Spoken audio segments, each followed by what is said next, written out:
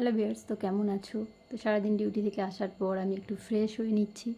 আর আমি বাড়িতে এসে রোজ যেটা করি সেটা আইস দিয়ে প্রথমে স্কিনটাকে একদম ফ্রেশ করে নিই, তারপর গোলাপ জলে স্প্রে করে দিই। এতে আমার স্কিনটা ভালো থাকে। কেন জানি না, বেশি কিছু ইউজ করতে হয় না। তো তোমরা কীভাবে স্কিন কেয়ার করো অবশ্যই আমাকে একটু কমেন্ট করে জানিও, ভালো লাগলে আমিও করব। তো যাই হোক, আজ সানডে ছিল, তো আজকে সকাল সকাল ছুটি হয়ে গেছিলো 9:30টার সময়। তো আমার ঘরে ফ্রুট শেষ হয়ে গিয়েছিলো, তো মার্কেট থেকে একটু ফ্রুট নিয়ে নিলাম বেশি করে।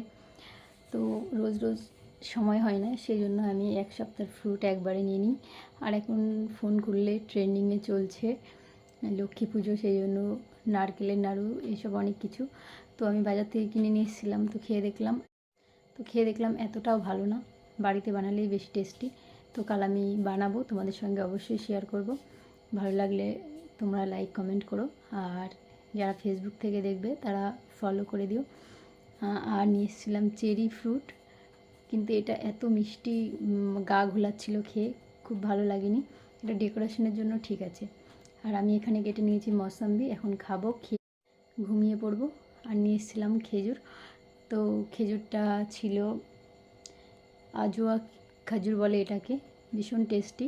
আমি ফার্স্ট টাইম নিয়ে এসেছি, এর আগেও খেয়েছি কিন্তু এত ভালো ছিল না এগুলো। আজকেরটা ভীষণ ভালো। তো কাল মর্নিং ডিউটি, সকাল সকাল শুয়ে পড়ব। তো আবার তোমাদের সঙ্গে শেয়ার করব, নেক্সট ভিডিও দেখা হবে কাল সকালে। তো আমার ভিডিওগুলো ভালো লাগে যাদের, একটু কমেন্ট করে আমাকে জানিও, আর ভালো না লাগলেও কমেন্ট করে